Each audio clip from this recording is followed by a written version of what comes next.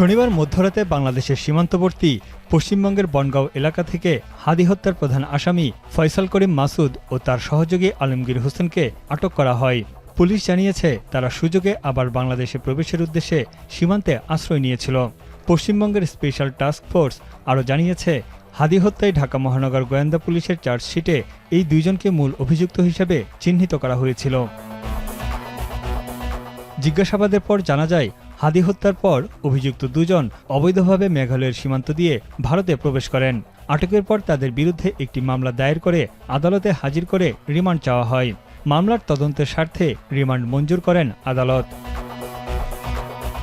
গেল 12 ডিসেম্বর রাজধানী ঢাকার পুরানা পল্টন এলাকায় রিকশায় থাকা ওসমান হাদিকে গুলি করে দুর্বৃত্তরা। মাথায় গুলি লেগে সিঙ্গাপুরে চিকিৎসাধীন অবস্থায় 18 ডিসেম্বর মারা যান হাদি। অভিযুক্ত আসামিরা সীমান্ত পাড়ি দিয়ে পালিয়ে যান ভারতে। এর আগে সামাজিক মাধ্যমে লাইভে এসে প্রধান অভিযুক্ত ফয়সাল করিম মাসুদ দুবাইয়ে আছেন এবং হাদি হত্যায় তিনি জড়িত নন বলেও দাবি করেছিলেন। যদিও এই বিষয়ে সত্যতা পায়নি বাংলাদেশ পুলিশ।